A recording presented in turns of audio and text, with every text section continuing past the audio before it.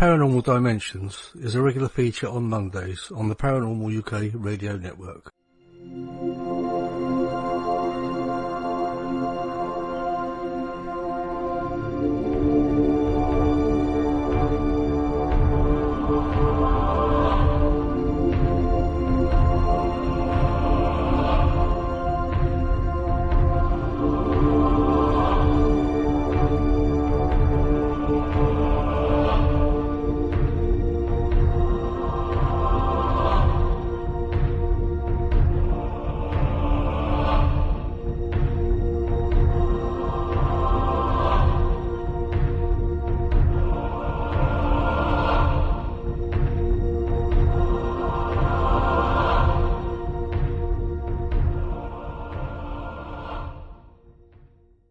Hello, this is Nick Pope, and you're listening to the Paranormal UK radio network, the UK's biggest paranormal network. And this is Paranormal Dimensions with David Young.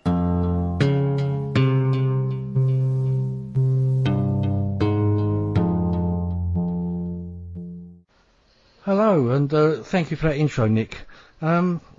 Okay, well, we've had a very sad loss recently in the ufology world. Obviously, everyone will know that we lost Stanton Friedman suddenly, just a short time ago. And I've got a very lovely lady, Kathleen Marden, who was I would say, a close friend of Stan's, and obviously more than just a close friend, like a working relationship too. Just before I do that, I'll just do my normal calls out. So this is for Sasha Christie of Liverpool, who was my first guest on this show, and Phil Mantle of Pontefract, UK, and Donald Smith, who I hope to have as a guest on the next show. Again, a Stanton Friedman kind of special, I suppose we can call it. But now I'd like to introduce Kathleen Marden. I mean, everyone should know will know who she is. And hello, Kathleen. Welcome to the show. Thank you very much. And thank you so much for making time to come on the show. And I'd like to say at this moment, my sincere condolences, because I know Stan was very close to you. And it's all very sad and sudden and everything. And I don't really know where to start with you. I suppose, where did you first hear the news about Stan? Unfortunately, the information was put out to the UFO media before his family was able to contact the relatives in the United States and me. So I received a couple of phone calls wondering if it was true. I said, I don't think so, because I would have been notified. And so, there are so many hoaxes of people's deaths, and they haven't actually occurred. So I ended up sending a message to Stanton's daughter, and she said, sadly, it is true. I was the next one on her list to call, and we had lost Stanton the night before. He had died at the Toronto Pearson Airport while he was waiting for a return flight home. He'd been in Cleveland, Ohio, or Columbus, Ohio, for the weekend to be interviewed in front of an audience, and I knew that he was very tired. He had told me, we talked on the phone at least once a week, he had told me he was feeling very tired and old, and but he still wanted to plug on. He really loved working in the UFO field, particularly in lecturing and doing interviews, and we had planned to work together again in Roswell, New Mexico in July, at the MUFON International Symposium at the end of July. That's in Irvine, California. And then again at the International UFO Congress Conference in Phoenix, Arizona in early September. And obviously, I will not be working with Stan again. It's very sad. He was a wonderful person, a brilliant man, a visionary with a brilliant mind, but he was also the people's ufologist. He didn't place himself up on a pedestal. He was down in the trenches, on equal status with everyone else. That's the way his mind worked. He always said to me, if I started to use words with too many syllables, don't talk that way. People won't understand you. You need to speak with the public. He was a perfect gentleman, a comedian. He made everyone laugh, and every time he gave a presentation or did a radio show, kind, generous, loving. He'll be sadly missed in the definitely. UFO. Yeah, he's definitely an icon, isn't he, of the ufology world? I mean, I actually met him I spoke to him for about 3 or 4 minutes. So obviously nothing like you have, but for that 3 or 4 minutes, that he had he took your attention, and he would listen to what you were saying. He wasn't sort of eyes everywhere and everything. He was listening to what you were saying, and that sort of 3 or 4 minutes was very precious to me. It's. I think he's, and I saw him give that sort of time to everyone who kind of asked him to spare him a few minutes. He's, I think he was a gentleman of ufology. I'm sure he had some arguments with people about certain things. We've seen a few things, but in all, he was a gentleman.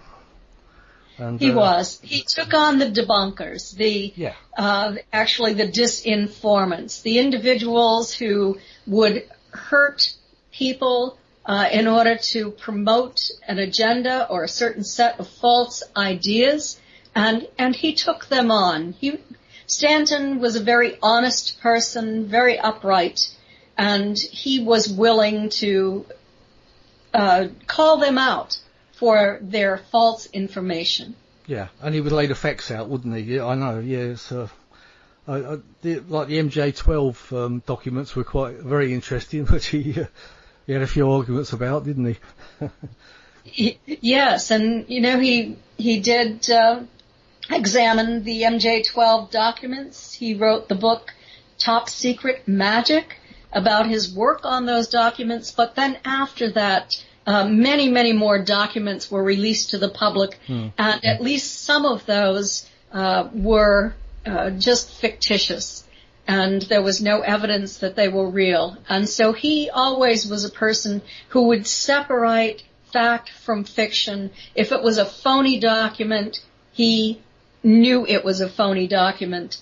And when so many are put out, it's impossible to systematically research every single one of them. Yeah. Do you think that could have been done on purpose to hide the real ones, in amongst a jungle of paperwork? Yes, I do believe that occurred. Absolutely. Yeah. I mean, I don't really want to dwell on I think we ought to celebrate Stanton now, because obviously he's going to be sadly missed. But do you know when is his funerals? It hasn't taken place yet, has it? Yes, it has. It has already. Yes. Yeah. Visiting hours were on Friday, and his funeral was on Saturday. A very small family funeral. His family liked privacy. They were very quiet, private people. Right. Oh, anyway, I suppose. Well, how did you start your working collaboration with Stanton? I know you wrote a book with him, Captured, in 2007. Was that kind of the start of your working relationship? I know you probably knew him way before that. I knew him way before that through my aunt Betty Hill, whose Starmap he defended, and I had written quite an extensive manuscript on a book that I was writing that included my aunt's biography, information on my Uncle Barney Hill, and the story that had not been told in the early book that was published. That was published in 1966, and most of the investigation took place after 1966. The physical evidence, the circumstantial evidence. And I was at the Mutual UFO Network's International Symposium in Denver, Colorado. I was not speaking that year, but I went primarily because Stanton was speaking, and I was a big fan of his. And during that day, I wanted to approach him and talk to him about the manuscript, and I was also am the executor to the Hills estate. So I was, and trustee. So I had all of their archival collection, and I was preparing it for the University of New Hampshire. My Aunt Betty and I both graduated from the University of New Hampshire. I went by Stanton's vendor table a few times that day wanting to speak to him about my work, and he was always busy. There was a huge crowd of men surrounding him, and he was talking, and so I would walk by, and I nearly gave up. But at the end of the day, I thought I would make one last attempt to speak with him. I walked by his vendor table, and he was just packing the leftover books up to be shipped back to his home in New Brunswick, Canada.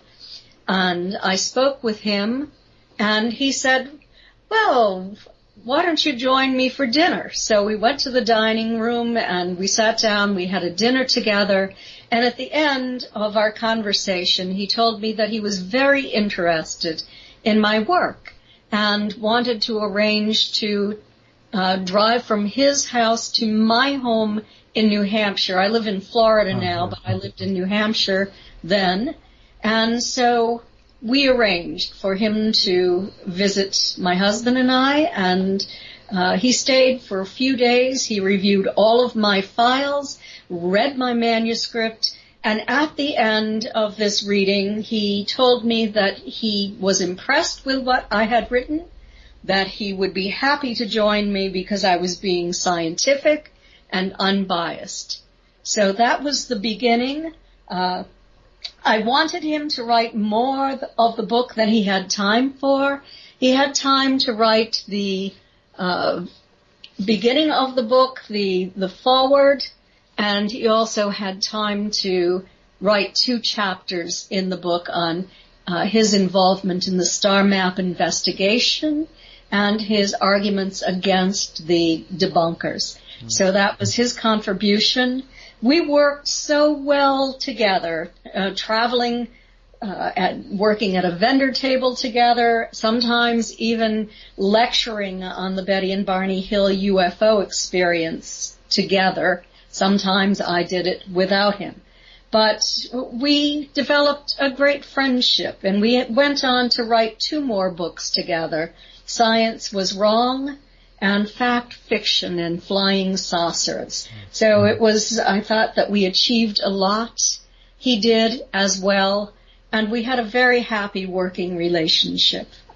I'm sure you did. I do have the Flying Saucers and Science book as well.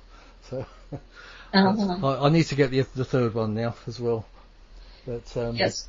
It was Science Was Wrong and Fact, Fiction, and Flying Saucers. Oh, sorry, I've got the wrong one. Yeah, no, sorry, it's the Science Is Wrong is the one I've got. It's the one with Bruce Maccabee that you wrote. Yeah, that's right. Yes. Yeah. Yeah. So, I mean, would you mind going over the case of the Betty and Barney Hill? I know you've probably told it so many times, but I think just in case there are people out there, and I never get fed up with hearing it, and to hear it from yourself would be wonderful if you wouldn't mind.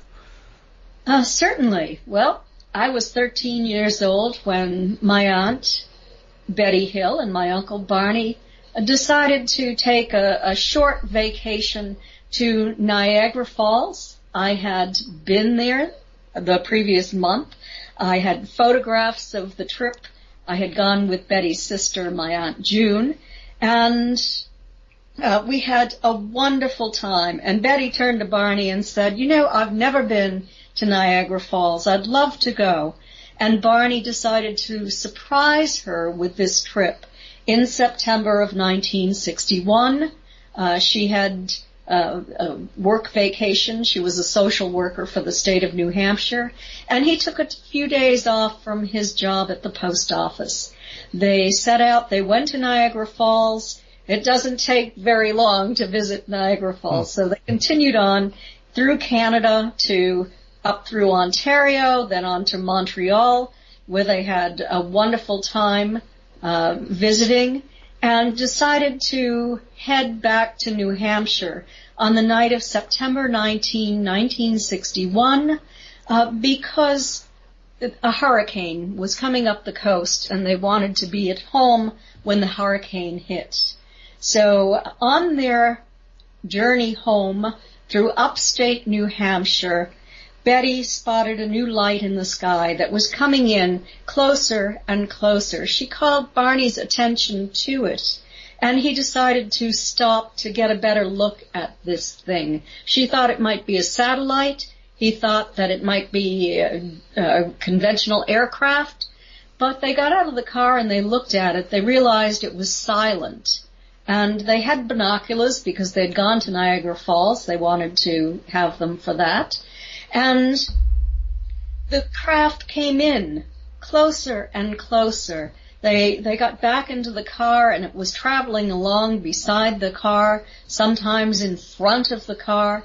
And as they entered an area called Franconia Notch, which is a beautiful tourist section in New Hampshire, tall mountains on each side, a river that runs through it, and a fairly narrow road in that time frame. There's a highway there now. But they went past Cannon Mountain, which was a ski area, still is.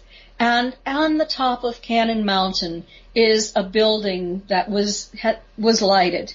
And my aunt observed as the craft went over the top of the building, the lights turned off. And that is an indication of perhaps electromagnetic interference from the craft. We don't know for certain. They continued on to the Old Man of the Mountain, which was New Hampshire's symbol. It sat high on the side of a mountain, and Betty and Barney noticed at that point that the craft was at least twice the size of the old man's profile, which was 48 feet from waist to, or from chin to forehead.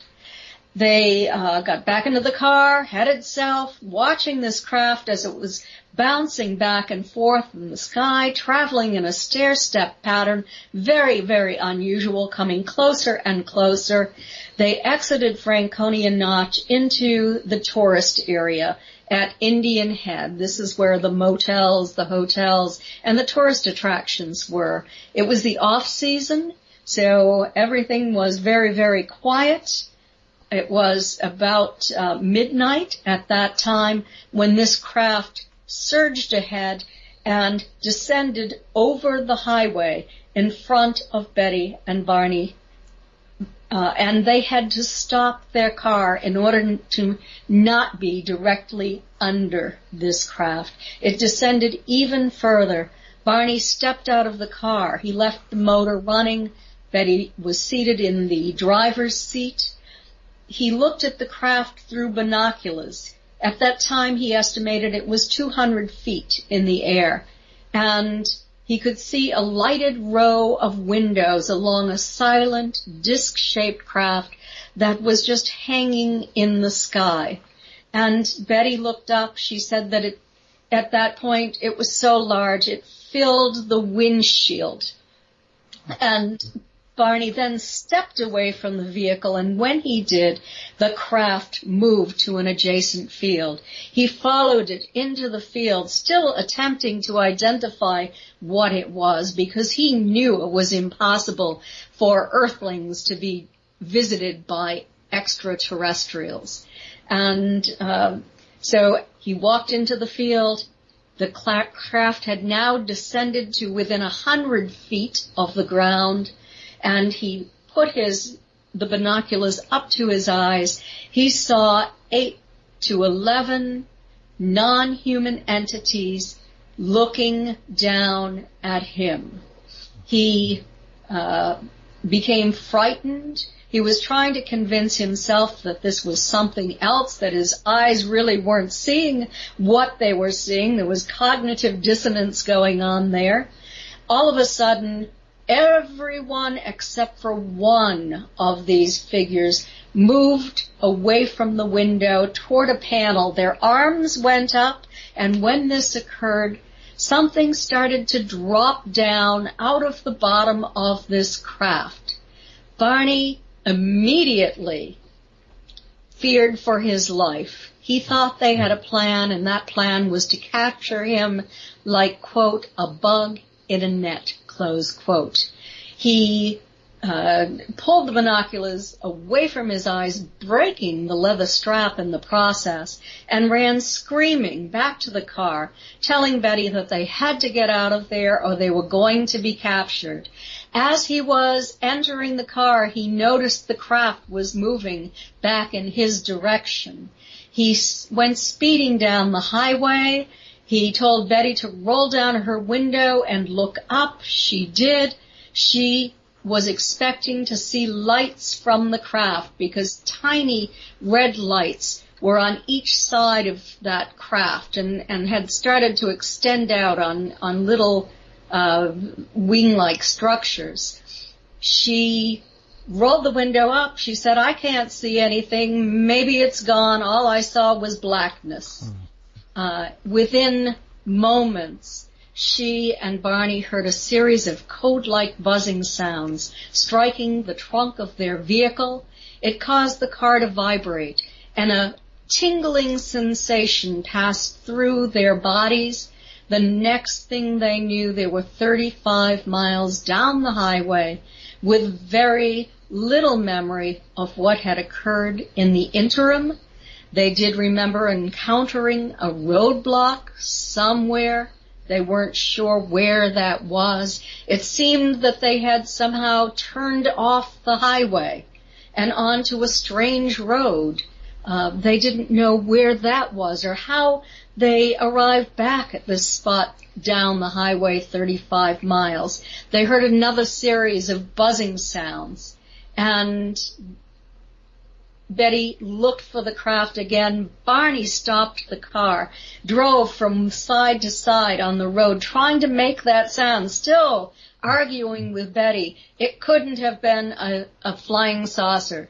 He wasn't able to prove that. In fact, there was a great deal of evidence. When they arrived home, Barney's best dress shoes were so deeply scraped that he had to buy new shoes. There was vegetative debris on his pant legs. Betty's dress was torn in several places. She put it in her closet. When she took it out again, there was a pink powdery substance on the dress. The watches, wind-up watches they were wearing that night, were working perfectly fine before their close encounter with the UFO. They never ran again. Both watches were broken. And the trunk of their car had shiny spots that had not been there the day before. Several of them, about the size of quarters or silver dollars, what we had in the United States. And Betty was curious. She called my mother. We had a neighbor who was a nuclear physicist.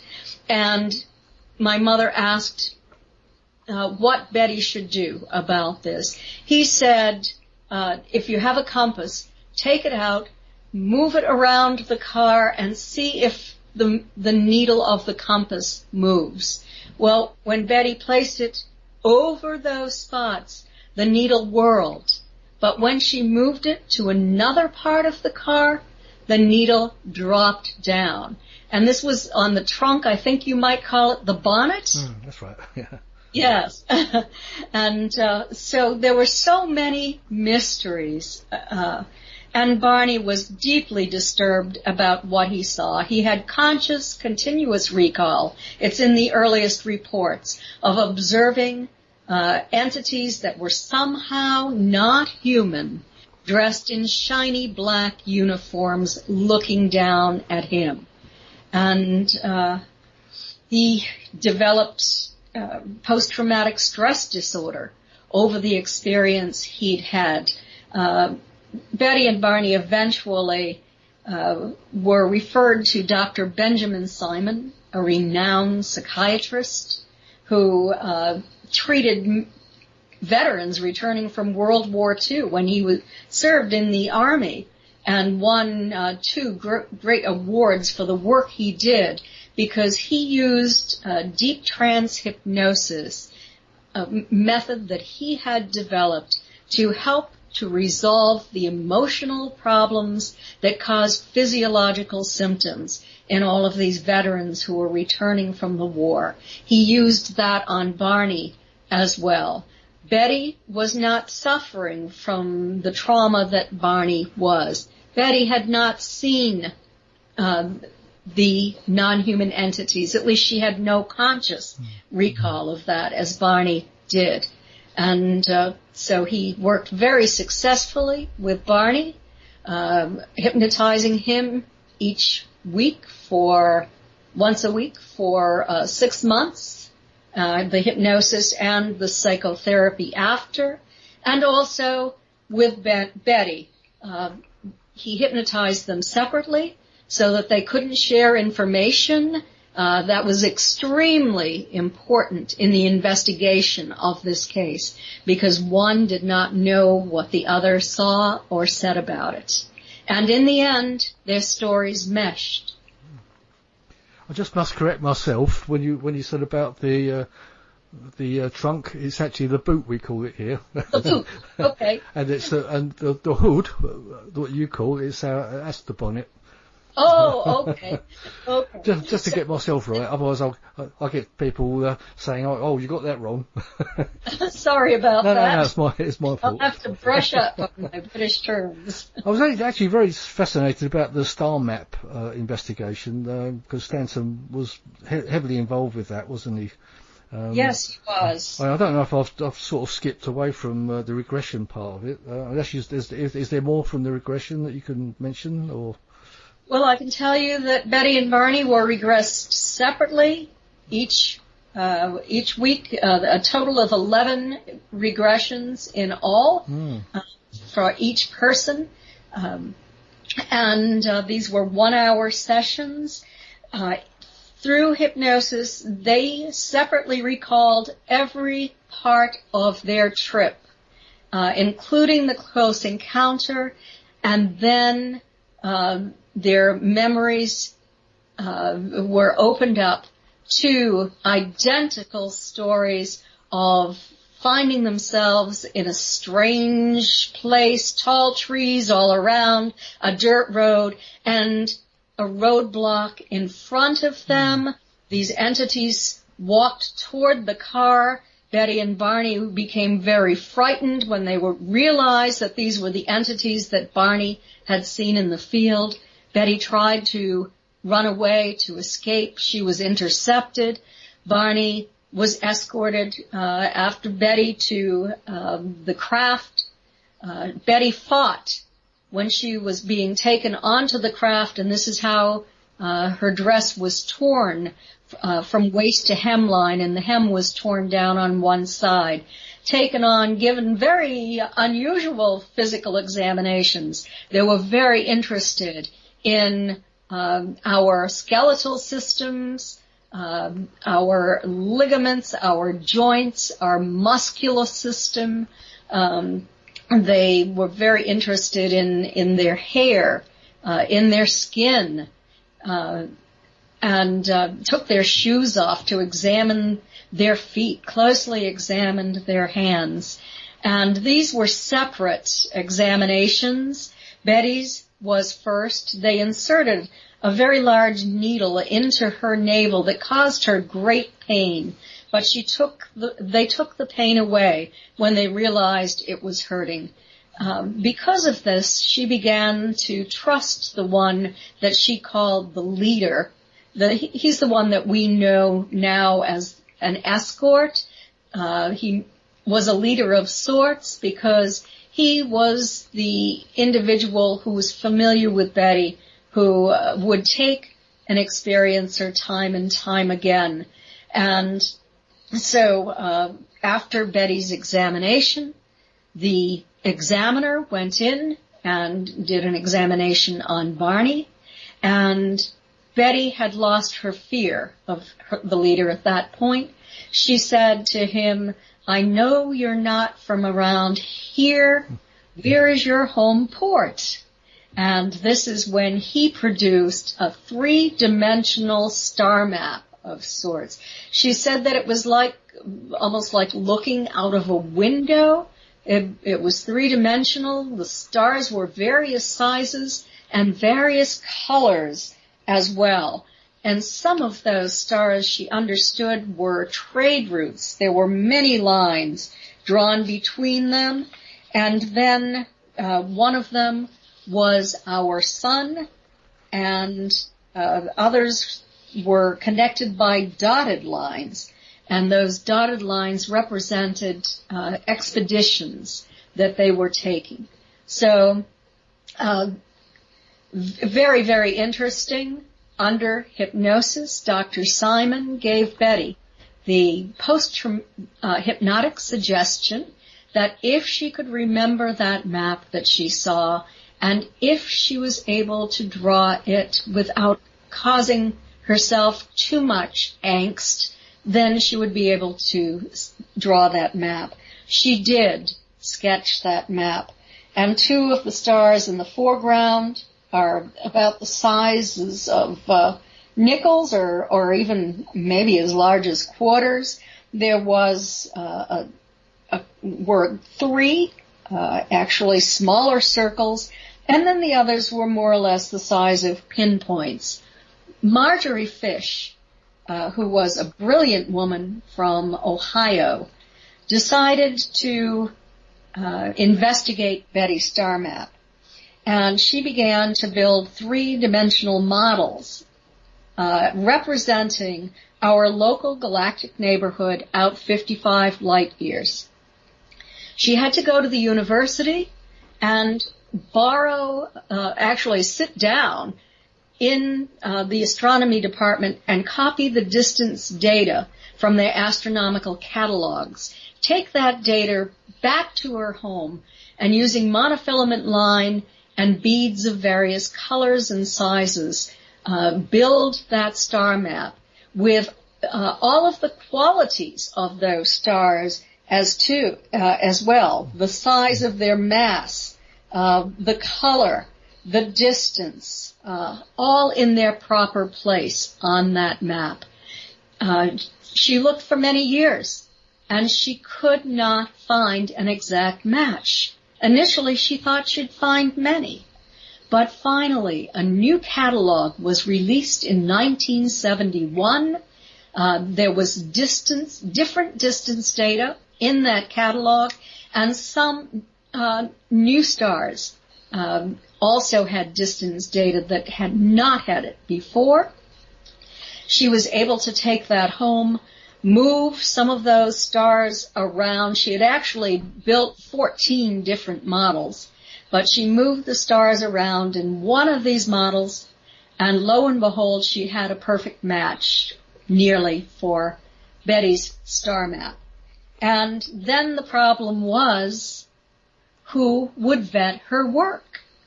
And this is when Stanton Friedman was called upon to meet with Marjorie, to examine her work. He told me that he was very impressed with Marjorie's intelligence and with her scientific methodology and knowledge. He said that she could speak with a scientist, he thought, better than she was able to carry on a conversation with the average public. He found scientists to vet Marjorie's work, and they all said that her work was accurate. So then Stanton wrote the first article on Marjorie's work and continued to defend the star map based upon the scientific findings. At some point, was J. Allen Hynek was involved in the investigation as well, was he? Yes, he was. Or was he sceptical of it?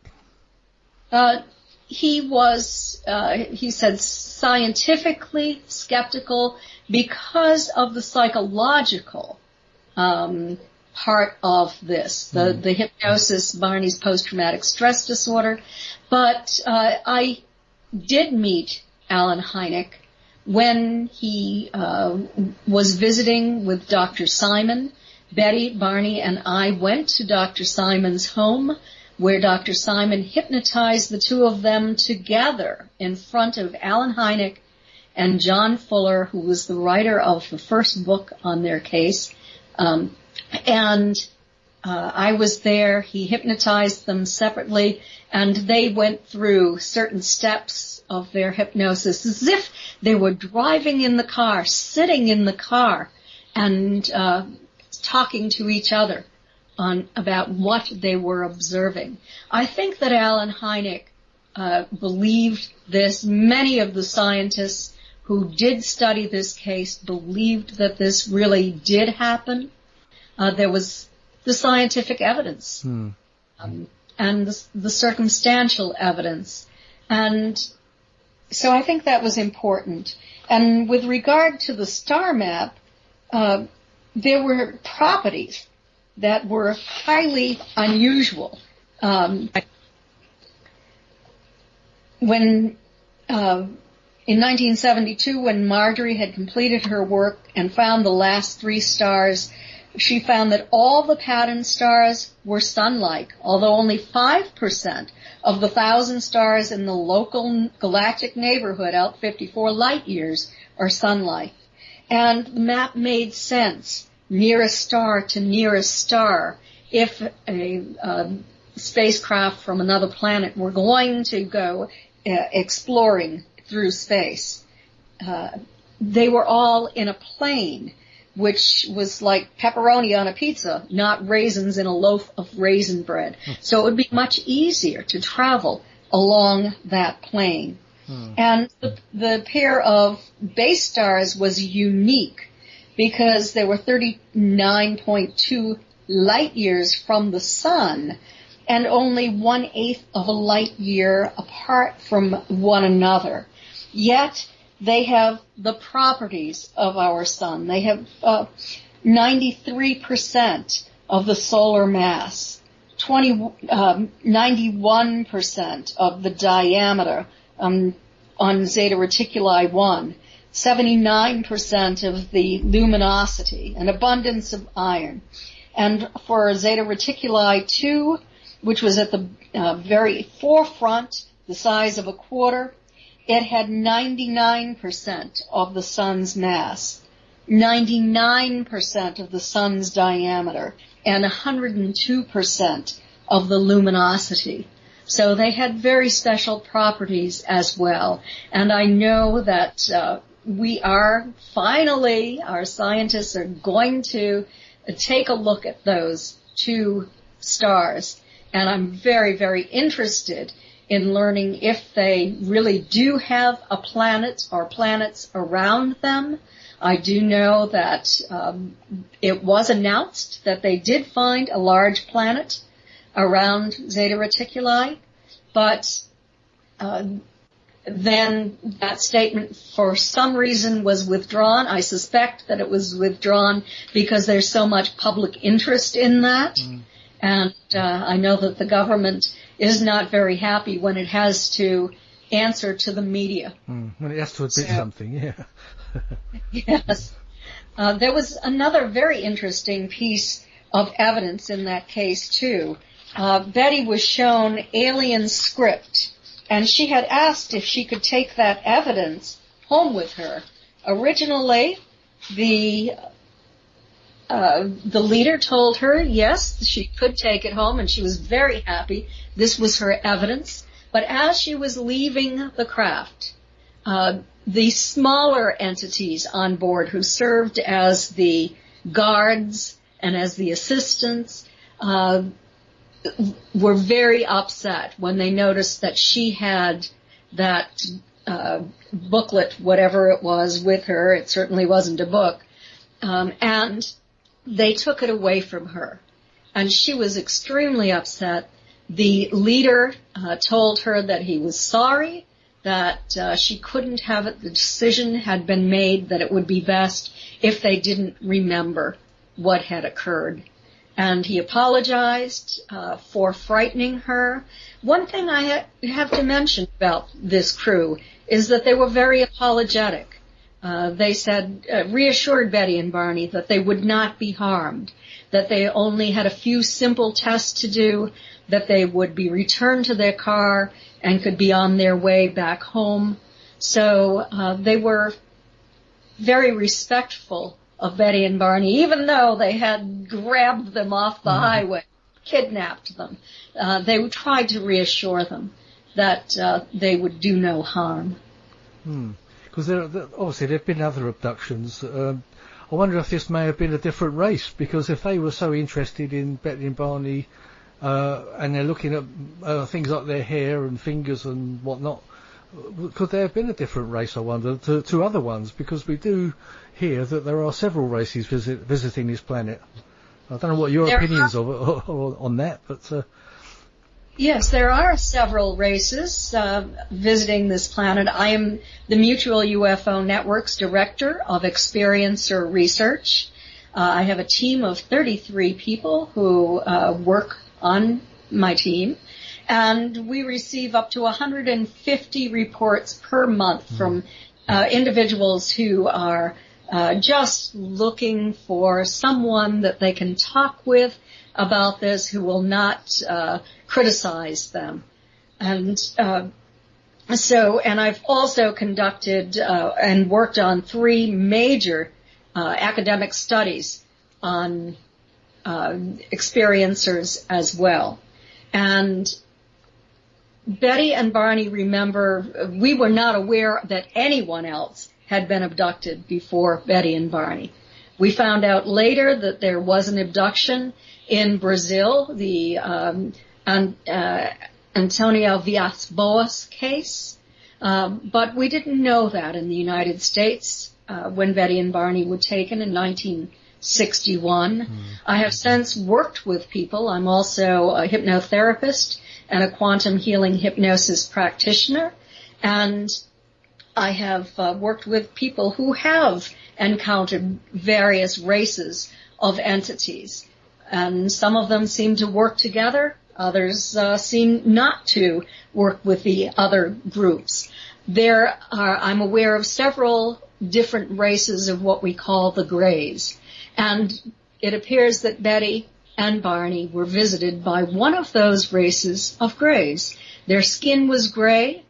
They had a slit for a mouth, no visible ears, only holes, flat nose, very, very tiny, just a little upturn with a couple of nostrils, large eyes that sort of wrapped around to the sides of their heads. They could see what reminded them of cat eyes. They reflected in the dark, and they didn't have those black lenses over their eyes like we hear so often. Their heads were larger in proportion to their bodies than humans. Their chests were fairly large, but they had very spindly limbs. They walked a little differently than humans as well, as if they were jointed. Their joints were somewhat different. And they were completely hairless, dressed in black, shiny uniforms. And so that's the way they appeared. There was a smaller group. There were 2 of the taller ones who looked a little more human, but that race does look a little more human than our stereotypical image of the Greys. And then there were the stereotypical little Greys who might be biomechanical. I don't know for certain, but that's a speculation I have. They had larger heads in proportion to their bodies. They were shorter than the other 2, and they did have black eyes. Have you got any sort of estimate how many races may be visiting the planet? Or, I mean, I've heard something between 17 to like 100. Oh, yes. People speculate many, many different races. I think that we have to consider those that are most frequently reported. And those are several races of grays. Also, human-looking entities who are not completely human. They speak telepathically. They're very attractive humans, and they state that they live to be 800 to 900 years, and that they did live on Earth at one time in our distant past, but the planet had become uninhabitable at that point, and they had to move on. There's also a group of insectoids, mantis-type beings that seem to work with the Greys and sometimes work with that race of human-type Yeah, I've aliens. heard that before, yeah. And then we have the reptilian race that, of course there are 3 different types of reptilians, ranging from a lizard type to kind of an alligator kind of face-like to an actual draconian type with a tail. They tend not to work with the other races unless they've captured them. And then we have also reports of tall whites, tall goldens, blue entities, and then it diminishes significantly after that. Some people think that Sasquatch is actually an interdimensional alien kind of being. I don't know. This is just I'm giving you information based upon the studies that I have participated in. Yeah, obviously, yeah, you can only go by what information comes your way, can't you? It's yeah, it's interesting stuff though. How do you see your future role in ufology? I mean, are you going to? I know Stan's left a big hole. Do you feel you could fill it? Or well, I have to tell you, I am not a nuclear physicist. No, I know. I took physics in high school, and I'm not a Stanton Friedman. We thought very much alike in our reasoning. That's one reason we worked so well together. My background is in sociology, education, and social work, and I intend to continue. I have written a new book which will be released on September 1st. It's for experiencers, their families, their loved ones, their friends, and anyone who is interested in this topic. It's titled Extraterrestrial Contact, What to Do When You've Been Abducted. And so I will be speaking at many, many conferences this summer and into the fall. They're all listed on my website at Kathleen-Marden, MARDEN.com. And I will continue in my work with experiencers. I might even do some more archival research like I did with Stanton. It was very enjoyable. I like it very much, particularly government documents. But I am also working in support, in a support role with experiencers. I will be doing support sessions at several conferences, support groups, workshops for experiencers, and PowerPoint presentations as well. And I'm very interested in communication. What are these non-human entities telling us? Indeed. Yeah. In the past, we've always focused upon the evidence, the physical evidence, what exactly happened on that craft. It's time to move on. We have a lot of information on that. Why are they here? That's the important thing that I want to know. And what is their relationship with humans? And so I do have a new PowerPoint presentation on communication with these non-human intelligent entities. How do you feel about the disclosure movement? Do you think that we've actually been, in my mind, I think a lot of it has actually been disclosed. A lot of paperwork has been released, but there's so much of it been pushed out there that you've actually got to find it. Yes, well, you have to go to credible sources. And the Black Vault is one credible source. There are a lot of documents there that have been analyzed and are real. The disclosure movement is moving ahead, I think. On December 16, 2017, the New York Times printed an article on the front page, and it was about a secret program that had been conducted through the Pentagon and funded through Congress by Senator Harry Reid's work to study UFOs that might be a threat to national security. It was called the Advanced Aerospace Threat Identification Program. And so far they have released videos of 2 different UFOs with highly unusual properties that have been studied scientifically. They do not believe that they are from this planet because of the things that they are able to do. They can stop on a dime. They can stay still in the air without making any sound whatsoever. There is a plasma field around them. They are able to ascend and descend very, very rapidly. They're able to plunge into the ocean and then move up into the air vertically again.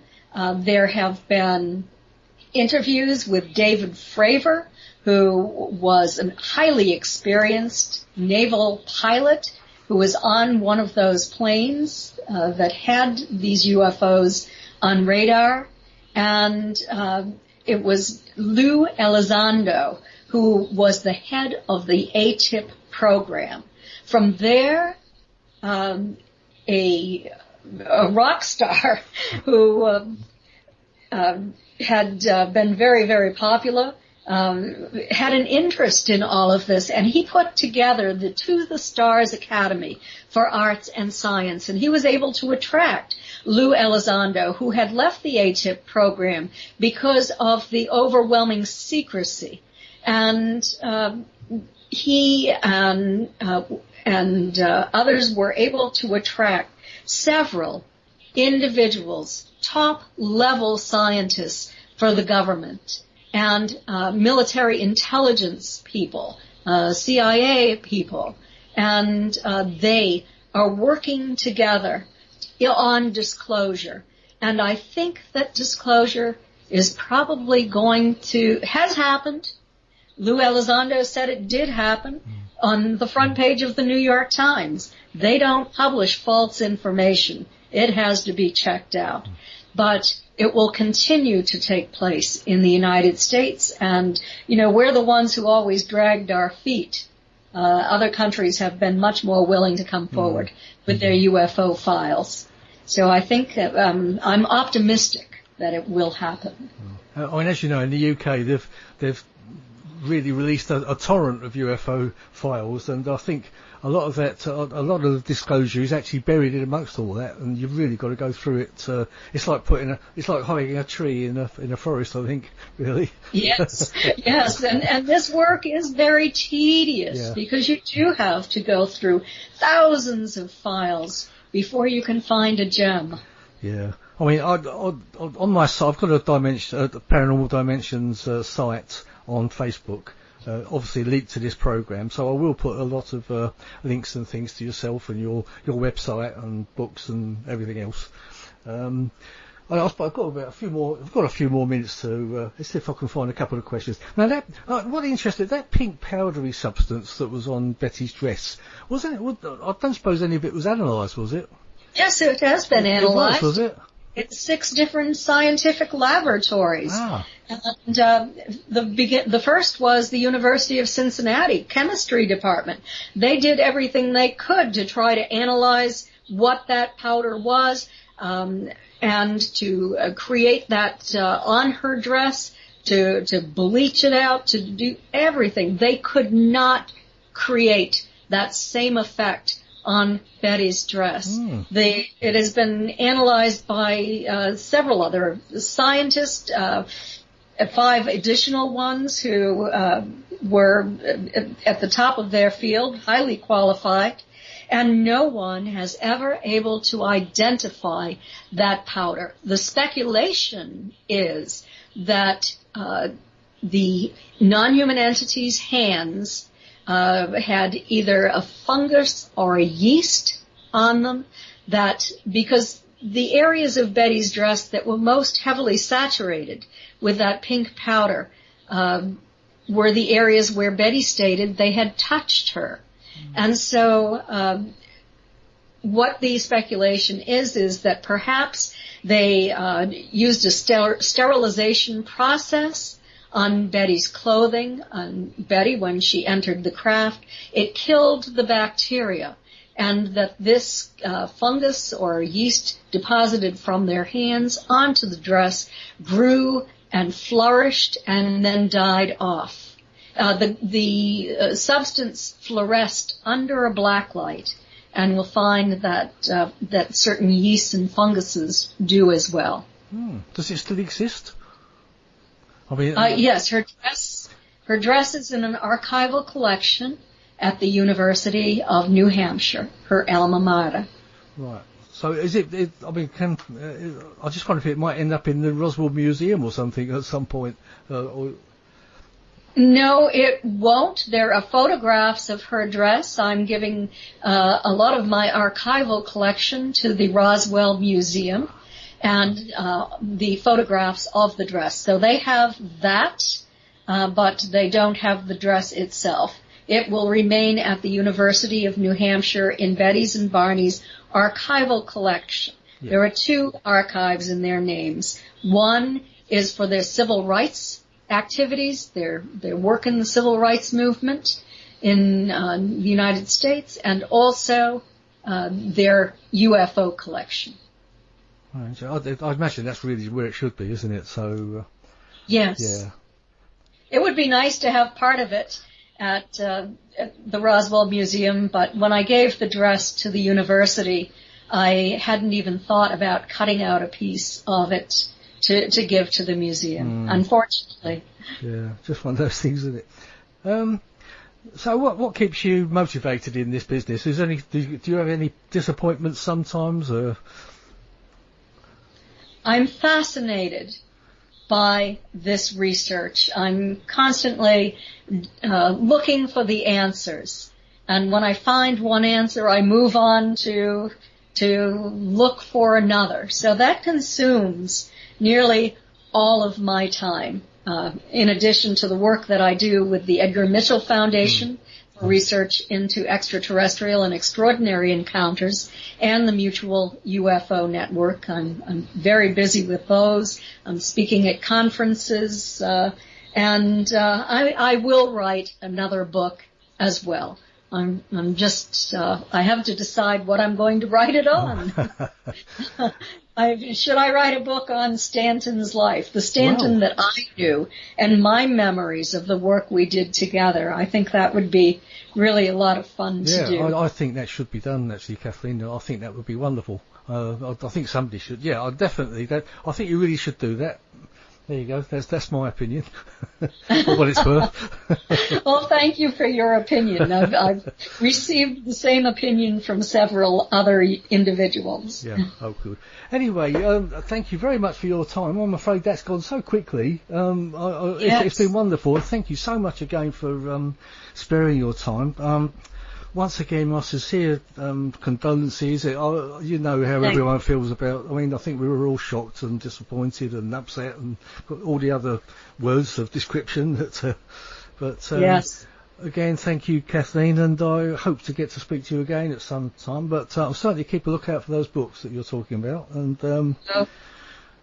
all I can say is thank you again for your time, and it's been wonderful talking to you. And everyone out there, you've been listening to Kathleen Marden on the Paranormal UK radio network and the Paranormal Dimensions with David Young. And again, thank you, Kathleen, and goodbye, and hope to meet you again. My pleasure.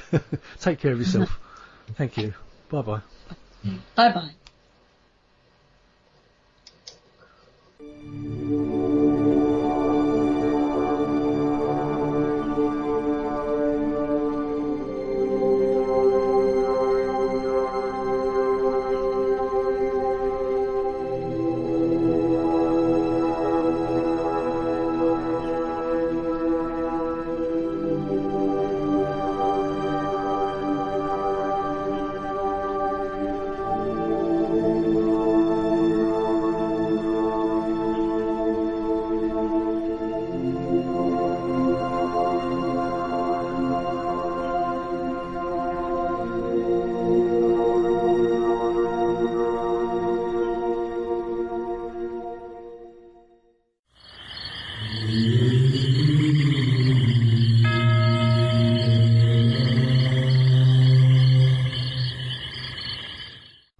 Dimensions is a regular feature on Mondays on the Paranormal UK radio network.